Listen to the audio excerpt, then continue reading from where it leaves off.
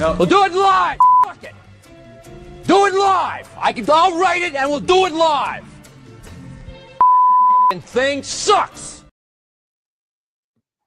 Happy Eve of March Madness, guys.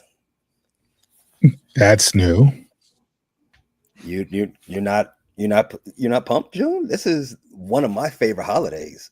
The March Madness, the first day of the tournament. I'm all pumped. I'm all jazzed. I'm ready to call off. I'm ready to just watch basketball all day. Get drunk on St. Patrick's Day, and then you sit down and watch basketball. That right? works. That works. That works, June. I mean, Dave, come on. I like, March Madness, but I never, looked at it as the Wednesday holiday, as March Madness Eve. Oh man, there's the eve to the eve, and everything else. You just count down. You just count down how many more sleeps you have until the big day. Okay, we got to find you some hobbies. And how many more brackets you can get in real quick. Oh my God, man. See, I do this every year. I wait to the last minute to do my brackets. Mm-hmm. Jesus. First you go from I'm not doing one this year, and then it gets down to the wire, and I guess I'll do one. Yeah. I try to do at least 12. Something like. Whoa. That's crazy. What's the fun in having 12 different winners? Well, they're not always 12 different winners. Well, but... yes, because you're not going to have 12 different winners. You're right. more than likely going to have 12 different losers. Right. That's why he does 12. He has to get something right.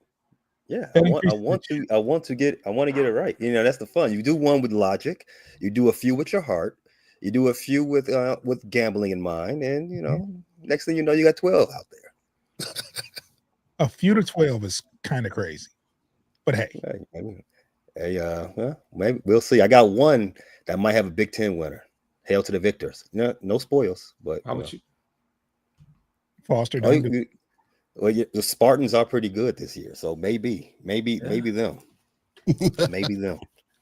Although I know some people may not believe that March Madness Eve is a thing, but if you don't celebrate, don't harm, no foul. Happy National Poultry Day to those who do celebrate that. My goodness. Yeah. I hope everybody's enjoying their $12 eggs. Speaking of 12. F12. So free agency, guys. It's been, other than the first 72 hours, it's been pretty quiet, right? Let's speak for yourself. Yeah.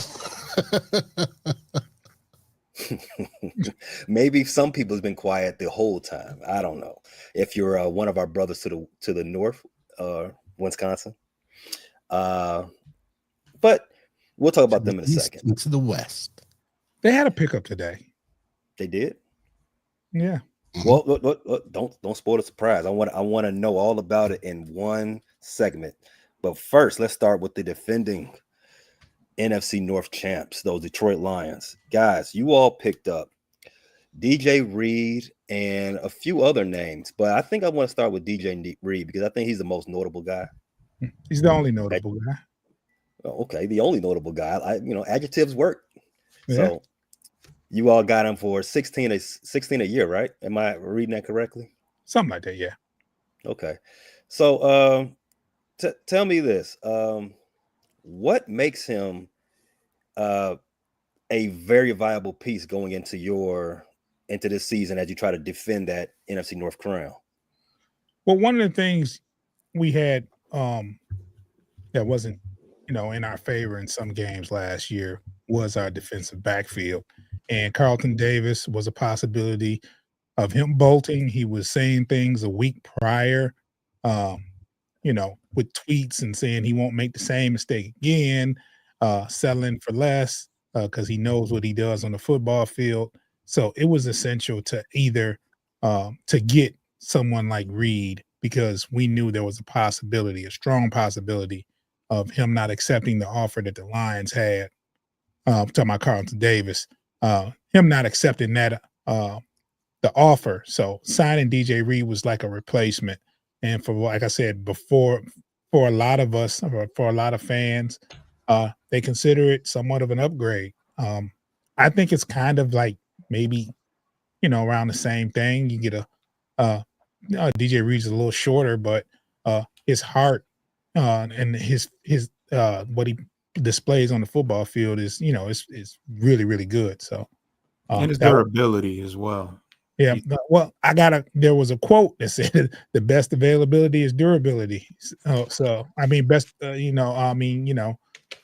ability is durability. I'm sorry, and availability. So yeah, so he's been healthy. That's not been the case for Carlton Davis. No knock to him, but one of the things that I wanted to make sure that I was hoping that the Lions would do was either re-sign Carlton Davis or get someone like DJ Reed. And I threw DJ Reed's names out there. I didn't think there would be a chance with Aaron Glenn going being the coach there. I don't think he would let one of his starting corners go. But it's never his. But no, it's never his. But I'm just saying, like, if I'm the head coach going in there and one of them in the starting corner from last year, and I was a former D-back, I mean, I might do a little coercing to make sure he stays. But they got another corner over there, so it is what it is. So I see that this $16 million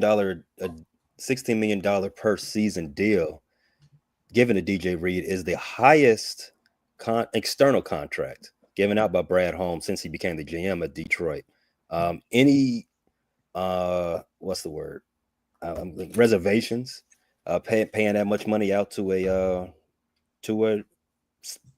cornerback, a secondary player? Nah, I think that especially when Carlton Davis went out the door and how impactful he was when he was on the field, it was essential that we go out and get somebody. So to be able to get, arguably the best guy available. Nah, I mean, corners is just one of those positions that the Detroit historically has always been short at. So we're not ready to completely hand the keys over to Terrion Arnold in the slightest. So we had to bring somebody in that's a veteran, that's been around, that can kind of show guys the ropes. We got a couple other young cornerbacks, Ennis Registraw being one that we drafted last year that missed a lot of time with hamstring injury. So he can certainly use the assistance and tutelage of a veteran guy that's pretty much held his own on the opposite side of the field for many years, and on a very strong New York Jets defense. So it had to be done once the Carlton Davis situation collapsed. Yeah, I think a lot of people maybe not as plugged into the National Football League, more so just their division or their hometown team or whatever team they choose to root for, that Sauce Gardner got a lot of the New York Jets defense attention, at least especially in the back half of that defense. Not too many people that weren't plugged in didn't understand that DJ Reed was also very good in his own right on his side of the field. In fact, I would tell you last year, he was the best corner on that team. A lot of people say that. Yeah, I think Sauce he regressed a lot. All he did was hold, and DJ actually still played defense. But that's a major loss for New York. That's probably their only loss this offseason, because I think they've also made some pretty good upgrades, particularly in the QB room. But we don't need to go into that just right now. Other key notable additions the Detroit Lions made were former Cardinals defensive tackle Roy Lopez, former Colts linebacker Grant Stewart, they got a QB from the Steelers, Kyle Allen, and a tight end, Kenny. Pronounce his name for me. Your boy? I don't know his name. Your boy. Your boy. Let's call him your boy. That's your boy. That's your boy. I think out of these guys, who do you think would be the second best addition this offseason? I know you all say DJ Reed is clearly the guy that you've got, but who is the guy to the guy? I think it would be Levi Onwuzurike. I think the tackle that they resigned, and then they resigned a guy Mia Foster, very fond of, Muhammad today. So Muhammad was one of those defensive ends that played a lot last year when everybody was hurt, and he did a pretty good job. So me and Foster are very happy about that signing. But I think Levi Onwuzurike, it would be that second best big signing in the free agent period for us.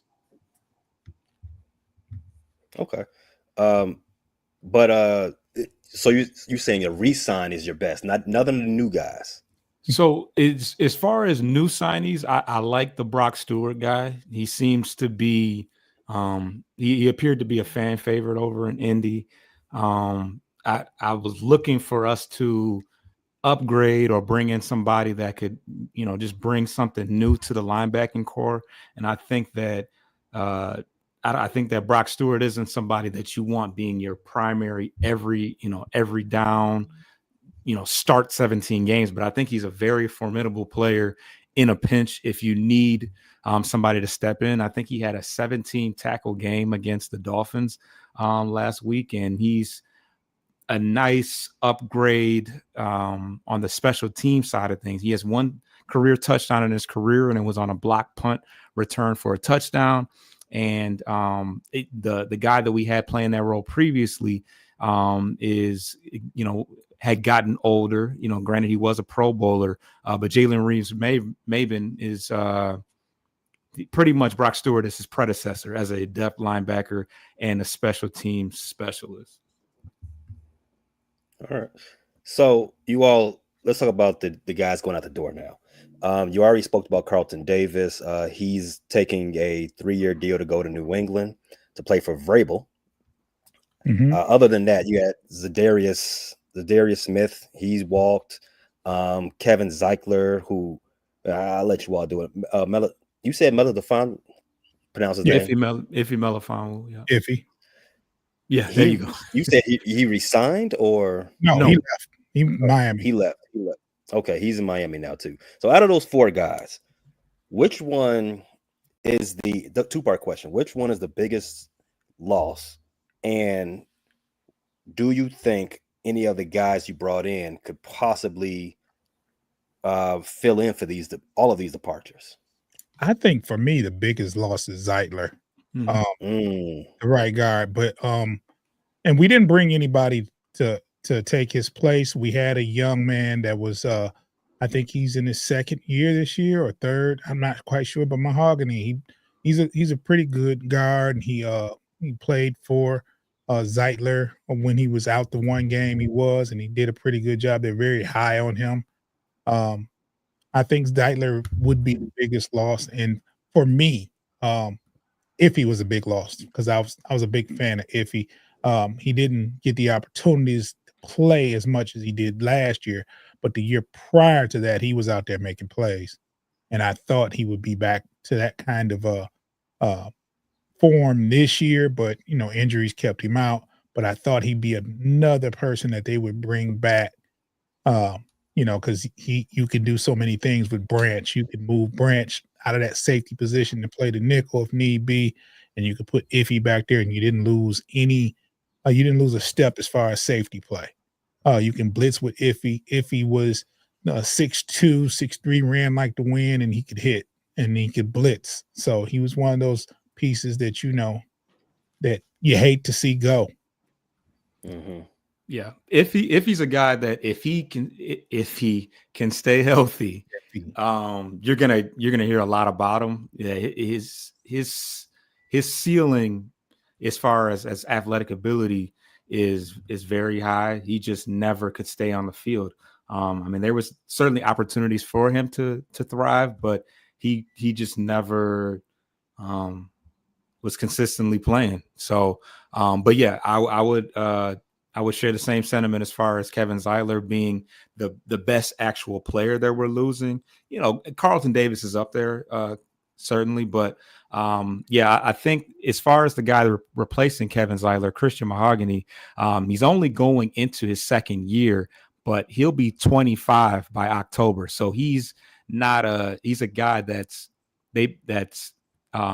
was being groomed to be the predecessor, and he's a little bit older. He's not. It's not like he's a super young guy. So he's a little bit more mature than his years in the NFL would suggest. So hopefully that won't be a major a major decline.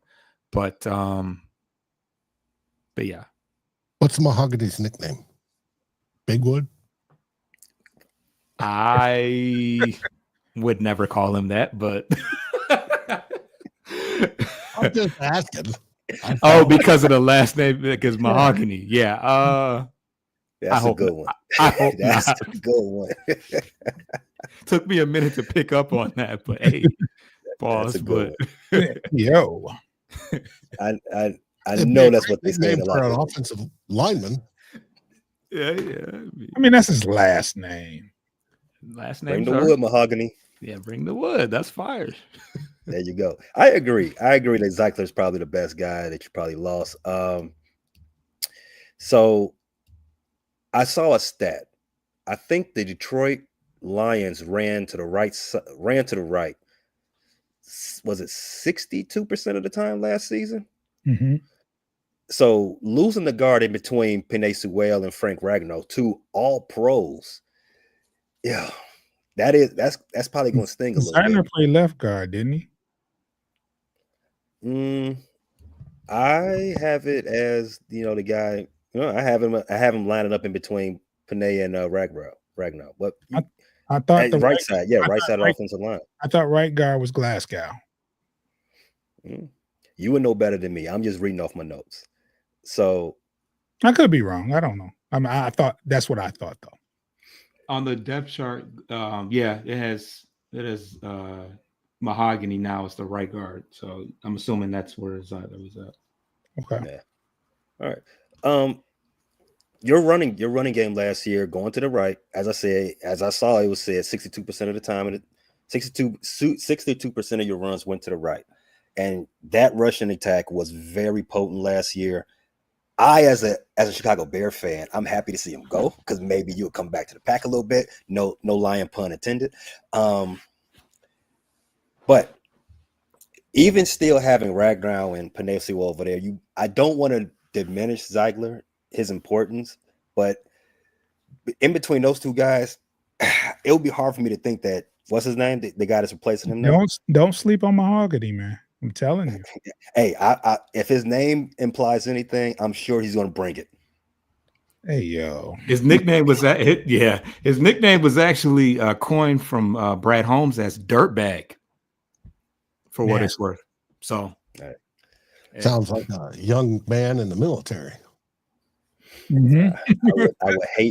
I would hate somebody whose name implies Big Wood to also be a dirtbag.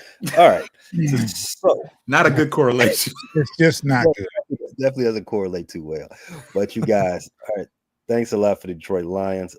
Let's swing it around to the windbags from Wisconsin, the Green Bay Packers. Has anybody heard from them this offseason? Have they done anything? Yes, they have. What have they done?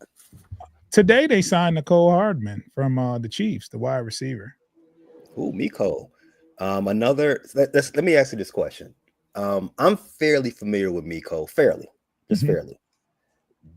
Is he would you say he's very available? Like that you said, obviously he was very available. I mean, his name wasn't mentioned a lot in the free agency, like at the beginning of free agency. I didn't even know he was a free agent. So for him to pick him up today is, I don't know. But as far as his durability, better question. Is he someone who you can expect to make 15 starts at least? He had 10 last season. 10 games. On a very injured Kansas City Chiefs wide receiver room. He had 10 starts, huh? Yeah. 14 targets, but 12 receptions. Whoa, Dave, you're throwing a lot at me. Did you just say 10 starts, 14 targets? And 12 receptions, yes. Dave. Pat Mahomes is one of the greatest quarterbacks we've ever seen. Could be a future GOAT. Yes. Let's not go too far. Could be. I mean, he's got a ways. He's on the way. He's on the. He's in he's route. on the path. He's on the. You're right. He's in route. He's on the path. He's got the Google Maps pulled up. He knows how to get there. He just got to get there. Right. Are you telling me this guy could only find this Miko character 14 times out of 10 starts? Affirmative. And Miko caught how many of those passes? 12. 12 of them. Oh, he makes good use of his opportunities. Do you remember when Josh Jacobs said we need a number one receiver? The running back said that. The running back said that, and it was to the chagrin of the wide receivers. They're like, "Oh, really?" And then they go out and they get Nicole. I mean, they go get Hardeman. I mean, Miko. Whatever. He's Nicole now. He's a Green Bay Packer. You're gonna call him Nicole. Wow. All right. So I don't know how to explain this 14 target situation. Is he just like was he hurt? Is he, because he's a return guy. So one of the issues the Packers had last season was durability in that wide receiver room. Christian Wood, Dobbs, fill in the blank. All of them are just constantly rolling ankles or tearing something, or doing something in which they can't finish games or be ready for the next week, right? Is Miko, and it doesn't sound like Miko is an addition or an improvement in that area. Do we all agree with that? I think the Packers have done done very little this offseason. And most of their fans are thinking that. I read a post today that we've been sitting here. I'll paraphrase. The guy said, we're sitting here waiting for a top wide receiver. And we let DK and who else? DK and the kid down in Miami that was down there. And we get and T. Higgins, I think. And then we get Miko effing Hardman. They're quite upset. They haven't done squat. They got what? They got an offensive lineman, right? They got Aaron Banks, which they paid too much for, which will be a joke, but okay. They have Nate Hobbs, a corner, formerly of the Raiders. He 4-year deal, $48 million. Should see where he rolls in, but that's supposed to revamp their secondary. Whatever happened to Alexander? Did they lose him, or? And then they got McCole Hartman. I'd have to look it up, but okay. Hardman hasn't had a good season in a couple of years. Yeah.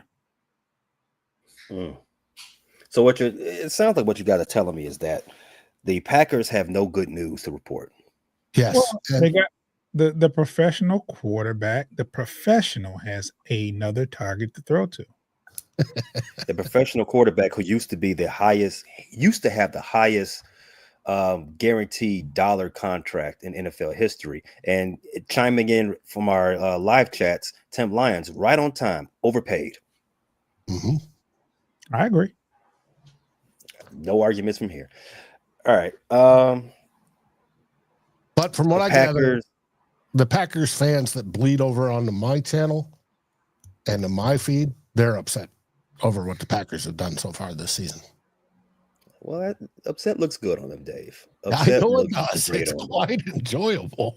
But you know what though? You can attest to a lot of that too. You have two teams in the division that's making a lot of moves, right? Mm-hmm. It even if you lose sight on what your team needs to do, if you see people around you making all of these upgrades, so maybe, just maybe, they feel they don't need as much help as other teams. I'm talking about the organization, not the fans, because the fans want to see acquisitions. They want to see signing. You know what I'm saying? But maybe from their standpoint, we just need a little bit of help. Maybe. I'm just playing devil advocate here. I hope they Yeah, don't. and they'll get that little bit of help all the way to 4th place. I hope Well, so. I do guys, too. everyone That's my watching prediction. live. Everyone watching live. Packers come in 4th place in this division. I need everyone to chime in. I need that question answered.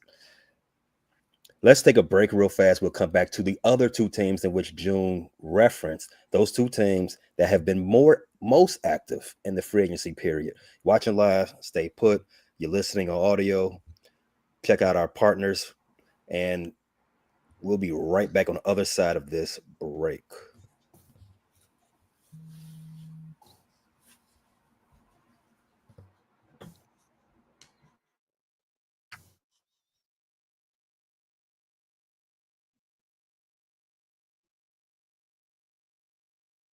The Bears. Oh Lord.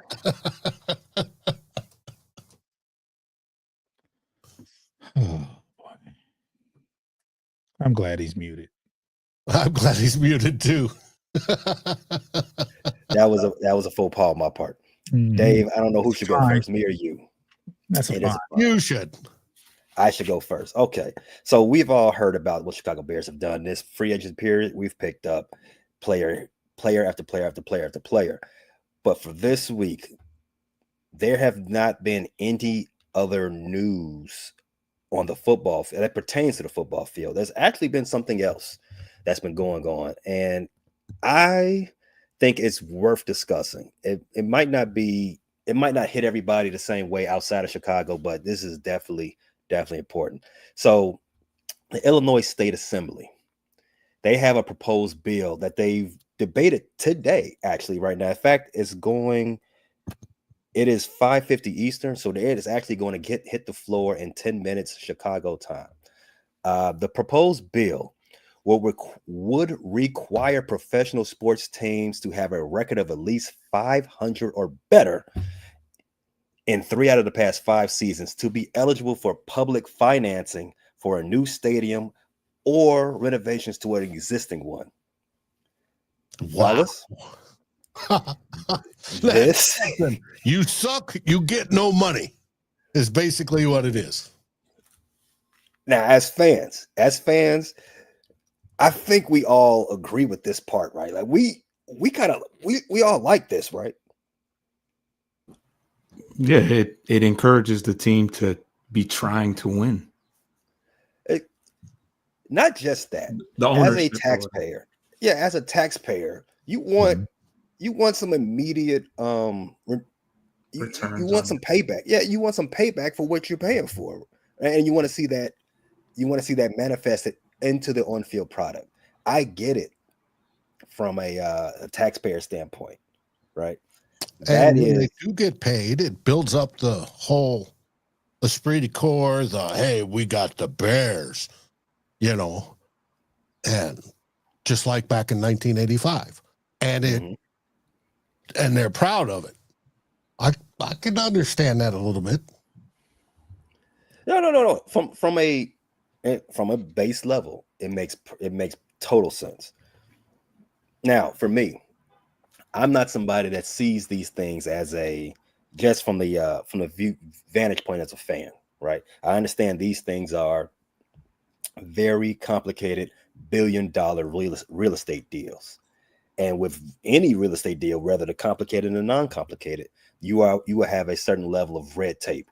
Red tape is, it's basically a fancy word for saying there's politics involved. Yeah, the bureaucracy gets in there and they put out their hand, giving me money. Right. So with that being said, you can't even begin to put to tie a real estate deal to whether or not you finish 9-8 in a season. There's so many other levels to this, right? I cannot wait to see the news, to see how this debate and how it turns out, because it will be decided tomorrow. They will vote on it tomorrow after they discuss it today, rather, right? But there's a simple solution to it. The simple solution is to throw this out. No, it's for, what is it, the McCluskeys are your owners? The McCaskies. McCaskies. McCaskey to say, all right, we're moving. Yeah, that would be the thing. And San Antonio, wherever, Memphis, wherever. Yeah, the Bears are not leaving. I ask Cleveland. You will find out the hard way that you cannot leave unless we give you permission. Milwaukee. Cut it out, Dave. That was disgusting. Right across the border. Dave. Second team in Indianapolis. Go over the other border. No. Gary. No. All right. That was crazy. The Gary Bears. The Gary. So any real estate deal is going to cost billions of dollars. It's definitely going to have definitely has a public interest. We all understand that. And because it has a public interest, it's going to require some public money. Sometimes it doesn't. Shout out to Jerry Jones in Dallas. He can do that. Others, the McCaskies, who's on the football team for 100 years, whose money is in the football team, not in oil. Shout out to Jerry Jones again. They're going to have to do some other things. The only team that's solely owns their stadium is the Patriots, I believe. I think it's actually 3 teams in the NFL that own their stadium. Okay. Well, maybe pay for the construction of the stadium. I'm thinking about that differently. But as far as the Bears, I believe this whole going back and forth between the Bears and getting public financing, let's just cut it out. You all come to an agreement, build a new stadium on the lake, right in city limits, and let's be on our way. Now the Sox, on the other hand, they can get the hell out. They don't deserve public money. They deserve to just get out and leave the concessions, because that's the only thing they're good for. Dave, the biggest news in this division so far this week has been also a free agent decision from the Minnesota Vikings. Now, this time you didn't pick up anybody, but you did make a decision. Why don't you tell us about it? Yeah. Tom Pelissero reported this morning that the Minnesota Vikings are out on Aaron Rodgers as of now. What? That J.J. McCarthy is the QB1, and the Vikings are going forward with that. They will be looking for a veteran backup QB on the market, but they're not going with Aaron Rodgers at this time. Now, if J.J. McCarthy knee explodes in August, they may revisit it. But as of right now and through the summer, the J.J. McCarthy era has begun. And the whole mess of listening to, Vikings are going to get Aaron Rodgers. He's going to demand to start. He wants a 3-year, $100 million contract. Minnesota Vikings fans can breathe a sigh of relief that sanity came to Egan. And it was decided that J.J. McCarthy is the QB1 and will take us to glory in 2025. So if the Vikings are out, Dave, where does that leave Aaron Rodgers? And two, you said maybe they revisit this later on the season. Come on, there's no way it's that prima donna. I'm sorry. There's okay, so it'll be a different quarterback. You're not implying that glory hound, that prima donna, Aaron Rodgers. No. It would have to be also. Yeah, okay. As long as you're not saying that he's going to sit out and wait through training camp. Nope. Now he may wait to see what's going on. He may string the Pittsburgh Steelers, who are leading the pack on the possible landing spot, or the New York Giants, who are the other team. But no, it's the J.J. McCarthy era starting in Minnesota, all out. And do you know how many quarterbacks made it to the Super Bowl their second year after basically not playing their first year in NFL history? Let's guess. I do know how many head coaches have. Well, you said not playing their first year.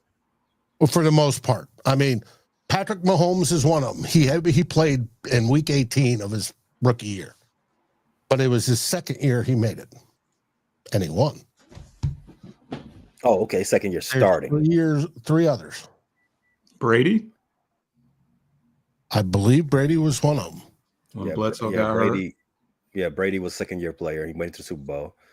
Dan Marino went his rookie year. No, Dan Marino also went in the second year. Oh, he did go in the second year. Burrow. Kirk Cousins. Or not Kirk Cousins. Kurt Warner. Oh, yeah, Warner. You're right. Wait. The grocery man. He was on that. Oh, that was uncalled for. But he was on the roster that The year before. that year with Trick.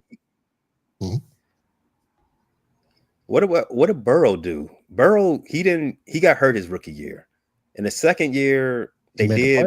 But did he make the Super Bowl? Hey, it could be wrong. I could be wrong. I only saw 4 names. I don't remember if Burrow was one of them or if it was the GOAT. And I think the GOAT made it. And I know Mahomes made it. And I know the other one. Mahomes is a little bit of a trick because, oh, that's a good question. I had to look it up. Which means it can be done. So you're saying there's a chance. It's got a higher likelihood than a 41-year-old, going to be 42, washed-up quarterback coming off second year off of a busted Achilles that has. Hold on, Dave. Hold on, Dave. I'm sorry to cut you off, but you say he's what kind of quarterback? 41-year-old. 41, going to be 42. Before that, I don't know. What did I say? Piece of junk? I don't know. Piece of junk works. I just wanted to make sure I heard it again. Well, you actually said washed up, but I just, piece of junk fits. Up. Yes. And now his arm is still decent. It's not like Peyton Manning was with the Broncos when he went there and he was throwing noodle stuff. But his legs aren't. But the odds of a 41, going to be 42-year-old, washed up quarterback coming in and getting to the big show are less than that quarterback coming in his second year. So, Dave, if you think he's washed up, and I know he's washed up, why doesn't every other team believe that he's washed up? Because there's some teams out there, somebody's going to sign him, and somebody's going to say he's going to take it to the promised land. Because people live in the past, and they see those 4 MVPs. They see the Super Bowl one in 2010, and they go, he can do it again. And they don't look at history. They don't look that most quarterbacks start to fall off at around the age 35. I don't think Kirk Cousins. Yeah, Tom Brady is a unicorn. Not everybody can do that. So they're going to bet, hey, he can do that. He's better than what we have, is what they're going to say. Pittsburgh, Giants, and they're going to go that route. And they're going to believe it. It's hope. The fans are going to hope that it can happen. That, some miracles can happen and he can lead them to the promised land. When all the rest of the league sits there and laughs. So it seems like Pittsburgh is the last Mohican because I can't see him going to New York Jets. Somebody as let's use the word prideful as Aaron Rodgers. I can't see him going to the Giants. It would be the Steelers. It has to be the Steelers, and I can't. And you say he's going to lead them to the promised land. Everyone's going to have to believe it. I can't wait to watch it. Oh yeah. The Steelers fans are going to go nuts. They're smarter than that. The majority of them. Afton is. There was less than 20% of the Vikings fans that were, oh, yeah, he can take us all the way. Look at what he did in the past. And we're going, no, but he's not going to do it in the future, and he's going to blow up the culture, and he's going to cause more problems. And do you want to watch him, once a week on a podcast trashing other people? Do you want him throwing out Kevin O'Connell plays because he doesn't like them? No. To heck with that. Vikings made the correct decision. And we're on to JJ McCarthy.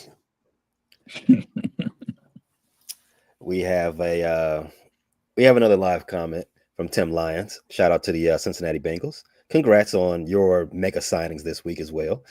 Rodgers is going to retire. That's a possibility. I forbid that. He cannot leave until we get a piece of that ass. We have to pay him back, Dave. There's no way he can leave the division, run off, and do all that conspiracy theory talking on the Pat McAfee show and do his shoot his shade and all that other stuff. Nah, you got to come on back. Come on back to our schedule. Run the fade, then you can leave. Yeah, but he's probably still going to own you if that happens, and then you're going to lose your public funding. Belt to ass, Dave. belt to ass. Leather to skin is what we got for him this time. Public funding. That's funny. All right. So now that that's out the way, the main story for the division, Aaron Rodgers is no longer entertaining. Well, the Vikings are no longer entertaining the mercurial quarterback that is Aaron Rodgers. Now, with this whole saga, do we think the Vikings that sought out the Aaron Vikings? With this whole saga, it wasn't the Vikings that sought out Aaron Rodgers. Aaron Rodgers came begging to the Vikings to be a part of it. That's dead straight. He approached us. No, you're right. It was, you're right. It was Aaron Rodgers that approached the Vikings, and it was the Vikings that said, "We'll let you know. Let's think about it for a second." That's how it came from, and now, as you say, as you started off, Kevin O'Connell, as he has carte blanche to make all the decisions for the football team. He said no. He said nope. We are going to not do that, Mr. Aaron Rodgers. You can do your conspiracy theories with another team. And he's known him his whole career. Mm-hmm. They played together. Rodgers was in the league when KOC was at quarterback. And they grew up together out in California. That's the only reason the Vikings entertained the question. Yeah, they shouldn't have. They really shouldn't have. I think it was a waste of you all's time. But I want to circle back to that thing you said about JJ McCarthy and how, it's possible that he can hit the ground running and take you all to the promised land, somewhere the Vikings haven't been since 76. Over under, Dave. Let's play a game. Over under. 29.5 touchdowns thrown for JJ McCarthy this season. That's a good number. I'll go over. Ooh. Slightly over. Oh, he's having a Pro Bowl season. Probably under 35, but. Okay. B. Foster. I see you chomping at the bit over there. You're our college football fan. In fact, I'm gonna get June in this too because he's a Wolverine fan. What was his JJ McCarthy's career best in touchdown passes while he was the man in charge at the big house? I've seen every throw from JJ McCarthy while he was here, but I don't know that number. What is it? It's got to be low because they were running offense. He only started. How many years did he actually start? I think 2. Oh no. He got runner-up the first year and then national championship the second year. So he's a winner. I mean, he's proven, right? Mm-hmm. More so than Tom Brady coming in. Yeah, I want to know. Let me know that his career high in touchdown passes thrown. Another question, Dave. Over under. You all did make some additions to your offensive line this free agency period. Mm-hmm. Over under 30 sacks given up by the Minnesota Vikings this season. Ooh, that's a nice low number. And you got it probably about right. I would say, I'll take the under. Come on, Dave. Dave. We're going to be the number one offensive line in the league, especially if a trade rumor happens. I'm unfamiliar with this rumor, Dave. What rumor are you speaking of? Well, the Vikings have about $30 million in cap space left because of the way they've arranged contracts so far. And people are wondering, what are they going to use it for? One of the known rumors, or one of the proposed rumors, is that we're going to do a trade with the Indianapolis Colts. No. Because somebody's coming up on I think it's this last year under his contract. And instead of having 40% of their offensive line, we'll have 60% of their offensive line. And Quentin Nelson. Come on, Dave. Will come to Minnesota. We don't have like I said, it's just a rumor. I'm not validating it. But if it happens, I'll be smiling all month long. How much juice is left in the tank with Quentin Nelson? He's only going in his third contract. I mean, for a June. Yeah, he had 22. He had 22 touchdown passes in 2022, and he also threw for almost 3,000 yards in 2023 in a running offense. Not bad. I've heard Michigan fans say that, they've rebuffed all of the critique about his arm and anything like that. He can make every throw. Yeah, is what I've heard. Oh, yeah. He can make every throw. And once you put him into the league and put him into a passing offense, give him, professional wide receivers, he will show out. He has a strong arm. He was a gunslinger. He was. They wouldn't play him early because he had no fear. He was throwing the coverage. He tried to make plays that wasn't there, and they had to tame him some. But he's not shy at all, and he's pretty good on the move. He's pretty fast at his position, and when he was healthy, they ran him some too. And I can guarantee the Vikings have better wide receivers than Michigan does. Mm-hmm.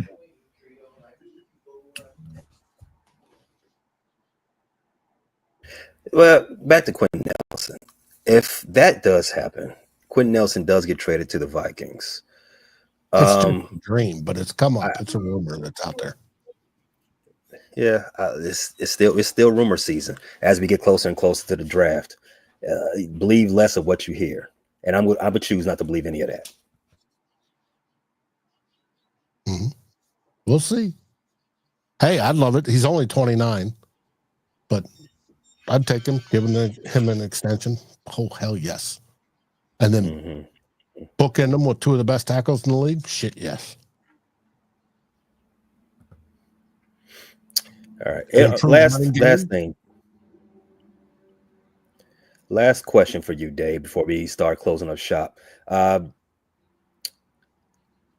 Justin Jefferson's college teammate, Jameer Chase, he exceeded his record-breaking contract this past week.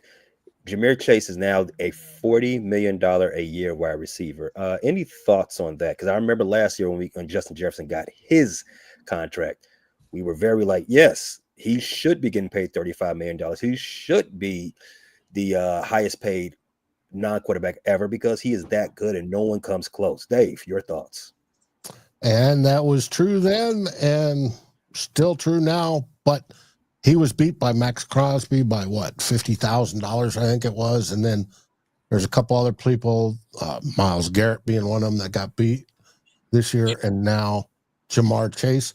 Ja'Marr Chase has, when they compare the two, they've got slightly different numbers. Ja'Marr Chase has more, I think it's longer passes or longer touchdowns and such.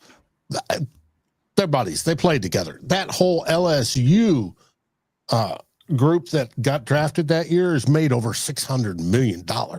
They are outstanding. That's the price of eggs. Yeah, I'm happy for Ja'Marr Chase. It makes Justin Jefferson, the price more editable.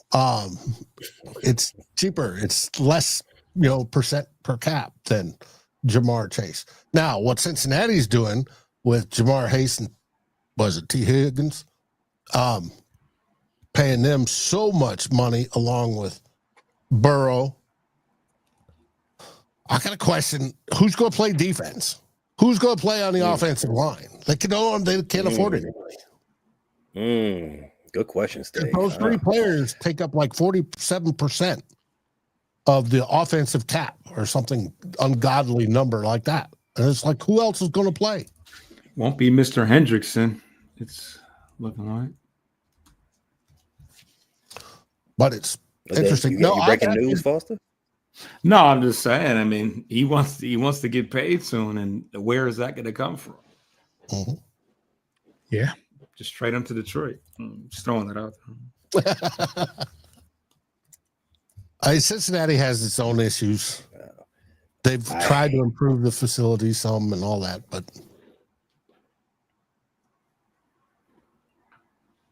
they've got the good, three. As good chili down there, as it's always been with Cincinnati. They got to pull it from somewhere. Dave, I'm sure you have more in-depth analysis on these rumors and what's next coming for the quarterback room, or if you all do add a veteran at some point or the other, this point of the offseason, where and when can we hear all that? Well, normally it's tonight at 6:00 with the Real Forno. However, tonight's Real Forno's got moved till tomorrow night. I have some house viewing to do because my move's coming up real shortly. I'm heading back to the St. Louis area, and I need to find a home. But on Vikings First and Skull, you can find us, the Real Forno Show, which will be moved to Thursday night at 6:00. We had Sal Spice and Scoldgers and Spice last night. She was on with a guest, Viker R, who talks about a rumor that the money may be spent on trading for Kirk Cousins. And then, of course, on Sunday, we have two old bloggers with Darren Campbell and myself on Vikings First and Skull. We're been podcasting publicly or writing publicly over 2.5 decades apiece. And that's what we do. And you can find us right where pay is showing on YouTube, podcasts, and even on the written side at Fans First Sports Network. You know who's Scoldgers and Spice? That show, you know who that reminds me of? It reminds me of Katie Nolan a little bit. I get the vibe. Sal's good at what she does. She came over from Believe Vikings. And she does, her show is more of a Vikings lifestyle focus, but she knows her football. I'll give her that. Shout out to all those good people at Believe too. And she's not hard on the visuals either. Yeah. The Bears. Oh, Jesus. My Detroit brothers, the dynamic duo. The baseball season has started for one of us. Well, not neither one of us. Baseball season started for the Dodgers. It hasn't started for anybody else. So I know there's going to be a lot of traction, a lot of stuff going on the Bleachers and Speakers channel. Not just Detroit Lions talk. You have a potential playoff team in basketball coming up. Where can we talk about that? June B. Foster. Look at the way Foster is froze. Yeah, I see that. That is classic. You can find me and B. Foster, and Foster will be unfrozen then on Bleachers and Speakers on YouTube. You can catch us there. You can also follow us on all the aggregators that Dave mentioned. Just type in Bleachers and Speakers, FFSN in your search. You can also type in Postgame Podcast, FFSN in your search, and you can find us. Make sure you're following us. Download those episodes. Make sure that notification bell is on so when we drop, you'll get an alert. But there's a lot of good things going on. We are talking draft prospects on Bleachers and Speakers on YouTube. Foster's been doing a good job with that. He also has his Tiger show, Corner to Copa. We do the Pistons on there. And I do old school NFL Detroit Lion players and the Pistons players old school. So you'll be able to catch all of that on Bleachers and Speakers on YouTube. Excellent. I can't wait. Cornucopia was a very good listen for me last season, especially when after midway through August, beginning of September, when Detroit Tigers turned it up a notch on everybody. I enjoyed that. I enjoyed that show very much. I can't wait to hear the rest of it. And also, it's good to see Detroit basketball back in the winning circle. It's been a while. I'm liking it. Thanks for listening, everybody. Catch us next week on the Detroit Lions stream, Bigs and Speakers. That's the home of this show next week. Every week we rotate the broadcast. So next week, like I said, we will be at the same bat time, same bat channel, but the channel will be Bleachers and Speakers. If you need that show, need that information again, here you go. Right there, Bleachers and Speakers, anywhere you get your audio and YouTube fix. So with that being said, gentlemen, keep fighting the good fight. Keep hating on the Packers. See you all next week. Skol Vikings.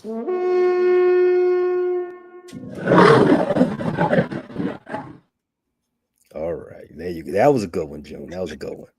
And as always, The Bears. Bear down, everybody. Oh, boy. Thanks for listening to this latest edition from the Frustrated Chicago Sports Fan channel.